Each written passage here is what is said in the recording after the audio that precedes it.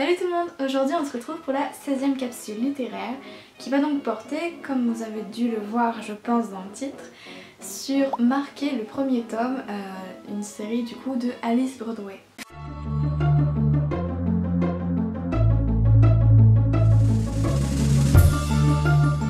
C'est du coup un roman que je placerai plus dans le genre young adult jeunesse, voire même peut-être un peu dystopie par certains aspects. Bref, c'est un très large choix de genre, je sais, mais c'est parce qu'il y a pas mal de notions qui sont empruntées un peu dans chaque genre. Le monde qui va se développer dans ce roman est très particulier. En effet, le tatouage y occupe une place très importante puisque on va être très attaché à l'idée qu'un individu, dès lors qu'il franchit un cap, dès lors qu'un événement important survient dans sa vie, il faut qu'il le tatoue quelque part sur son corps. Tout ça pour que, une fois la personne décédée, on puisse retirer sa peau.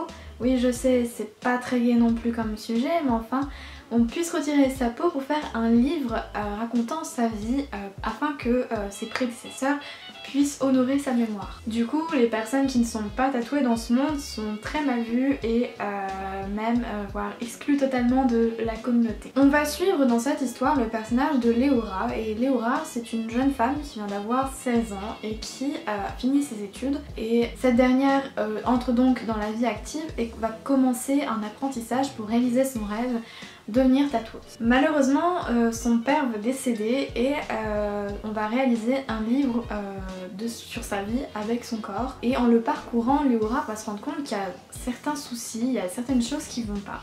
Elle va voir notamment que certaines scènes de sa vie ont été modifiées, qu'il a l'air de manquer certaines parties et que même il y a une corneille, un tatouage d'une corneille, ce qui, elle le sait, est une grosse source d'ennui puisque tous les porteurs d'un tatouage représentant une corneille sont ainsi marqués de force pour que, une fois qu'ils sont morts, on sache que ces derniers, lors de la pesée de l'âme, devront voir leur livre brûler. C'est un peu particulier.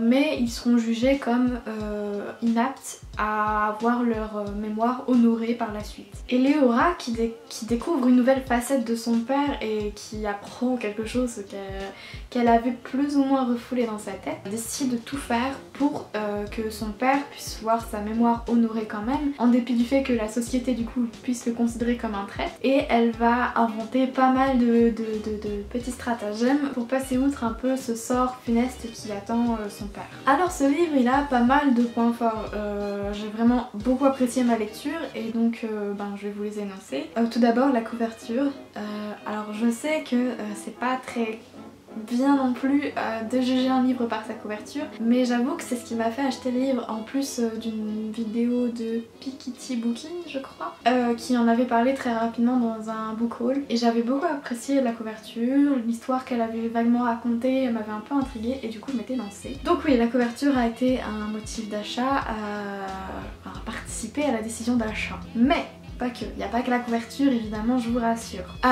Il faut savoir que j'adore les tatouages, preuve en est que j'en ai un et que je compte en faire beaucoup d'autres, et du coup j'étais très intriguée par l'idée qu'un livre puisse en parler et puisse en parler vraiment au centre d'une histoire. Et j'ai été agréablement surprise de voir la manière dont le tatouage a été traité, et c'est vrai que quelque part certaines personnes vont faire tatouer des motifs en fonction de ce qui se passe dans leur vie. C'est vrai que du coup j'ai trouvé le parallèle intéressant si c'était poussé à l'extrême dans une société où vraiment le tatouage occupait une place fondamentale. Du coup on en vient à un autre point fort du livre, c'est l'originalité de l'histoire. J'ai jamais lu un livre comme ça, j'avoue qu'il met autant en avant le tatouage, qu'il le place comme un outil un peu de contrôle sur la population. J'y avais jamais pensé et c'est pas con, en fait c'est clairement pas con. C'est une très bonne histoire et rien que pour l'originalité vous devriez la lire je pense. Également il est bon de noter que le style d'écriture participe aussi à la très bonne lecture évidemment, parce que c'est un style très simple mais en même temps très fluide.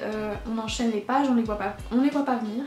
Elles s'enchaînent, puis voilà, t'es à fond dans l'histoire, tu veux savoir ce qui va se passer, tu veux savoir comment ça va se terminer surtout. Qui plus est, je pense que si on tourne aussi rapidement les pages, c'est parce que l'univers en lui-même, l'univers dans lequel l'intrigue se développe est tellement intéressant et riche. Je pense que quand j'ai parlé de la pesée de l'âme, vous avez dû tilté un peu par rapport aux croyances égyptiennes, avec l'âme qui est pesée, qui doit pas être plus lourde qu'une plume je crois. Et c'est exactement ça en fait, l'auteur est parti chercher des références que ce soit dans les contes, mais également dans la mythologie égyptienne, et tout ça avec le tatouage, ça fait un combo un peu intriguant et en même temps qui fonctionne tellement bien. Et c'était vachement agréable de voir une dystopie pour jeunes adultes et voire même jeunesse, autant fouillée dans l'univers et oui aussi riche culturellement parlant. Concernant l'héroïne, en soi elle est plutôt attachante, elle est forte, elle est très proche de sa famille, elle est ambitieuse, elle sait ce qu'elle veut dans la vie et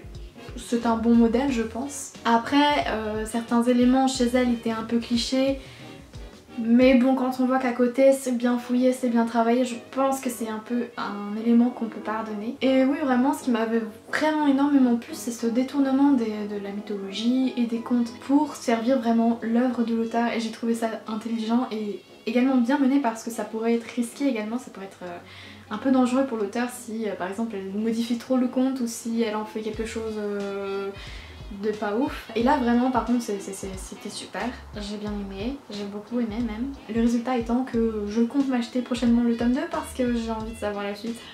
Ce qui est rare quand même parce que je ne finis jamais une série. J'ai plein de séries commencées mais je lis jamais les tomes 2 donc voilà.